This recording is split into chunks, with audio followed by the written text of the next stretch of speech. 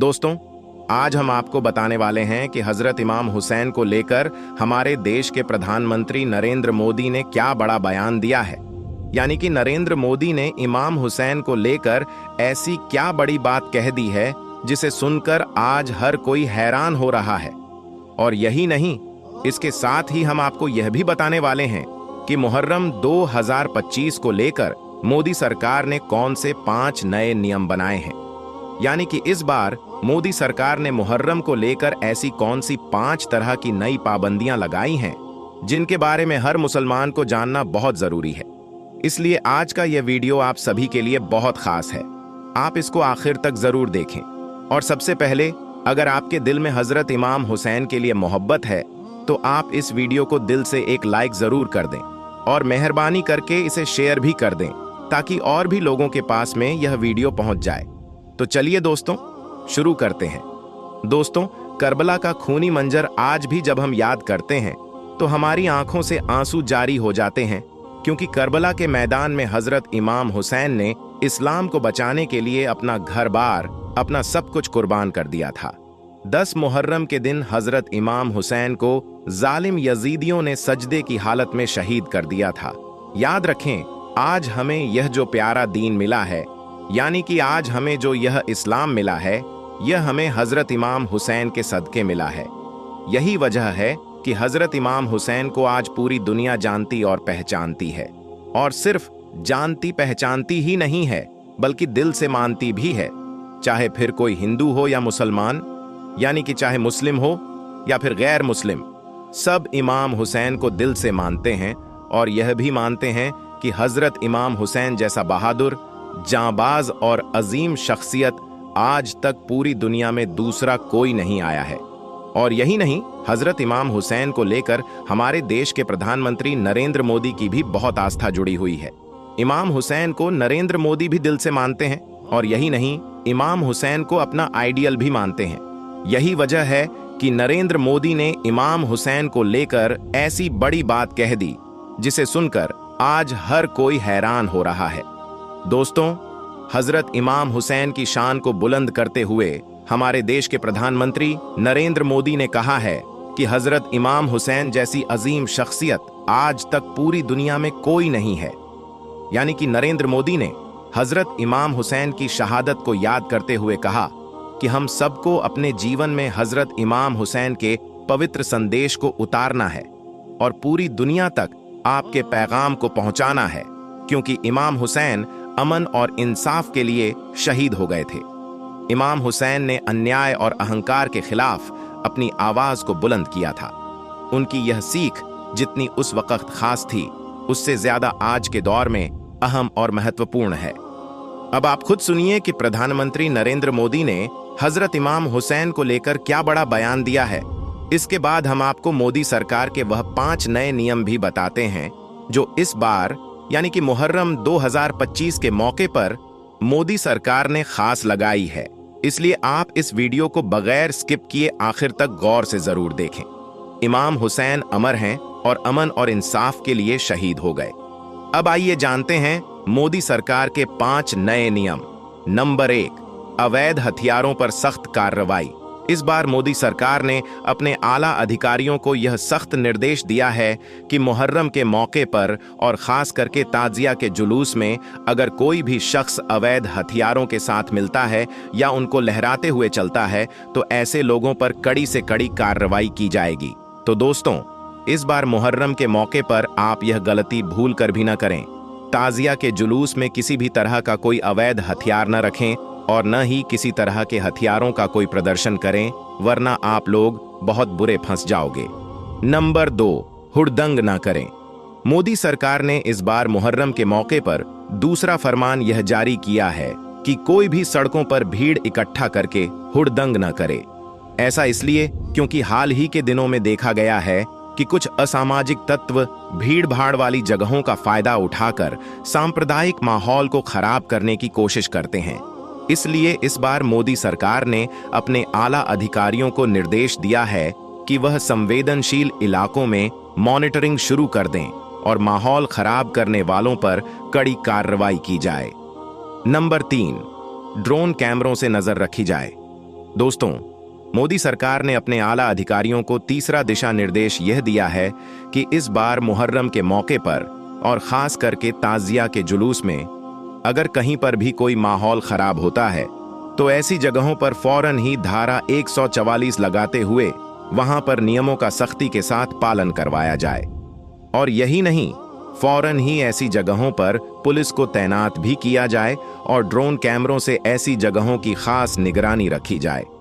इसका मतलब यह है कि इस बार मुहर्रम के मौके पर मोदी सरकार ने अपने आला अधिकारियों को यह सख्त निर्देश दिया है कि ताजिया के जुलूस में ड्रोन कैमरों से लोगों पर नजर रखी जाए और जगह जगह पर पुलिस को तैनात भी किया जाए ताकि कहीं पर भी कोई सांप्रदायिक माहौल खराब ना हो सके।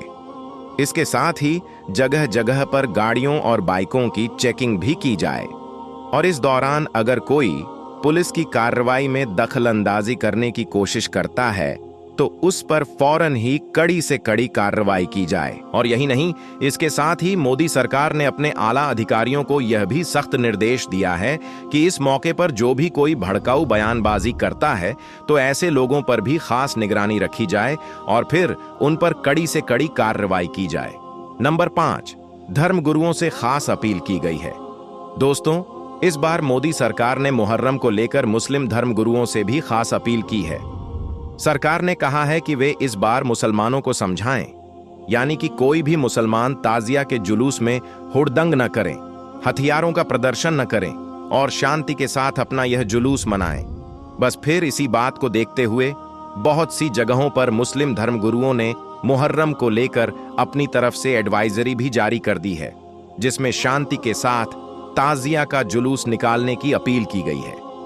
दोस्तों, याद रखें, मुहर्रम का महीना बहुत ही रहमतों और बरकतों वाला महीना है, इसलिए आप इस पाक महीने में अल्लाह ताला की खूब इबादत करें। 9 और 10 मुहर्रम के दिन का रोजा रखें और नेक व अच्छे अच्छे काम करें। लेकिन इसके साथ ही आप इस महीने में कोई भी ऐसा वैसा काम न करें जिसकी वजह से आपको या फिर आपकी कौम को किसी भी तरह की कोई परेशानी का सामना करना पड़े। इसलिए आप इस बार हजरत इमाम हुसैन की शहादत को याद रखते हुए इन 5 नियमों का सख्ती के साथ पालन करें। अल्लाह से दुआ है, अल्लाह पाक हम सबको सही और गलत को समझने की तौफीक दे और हजरत इमाम हुसैन की तरह दीन इस्लाम पर मर मिटने का हमारे अंदर जज्बा पैदा करे। आमीन, अल्लाहुम्मा आमीन। एक बार आप भी कमेंट बॉक्स में आमीन जरूर लिख दें।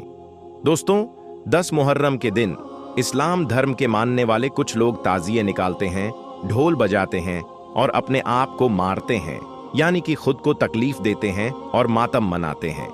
आज की इस वीडियो में हम आपको बताने वाले हैं कि मुसलमान मुहर्रम क्यों मनाते हैं।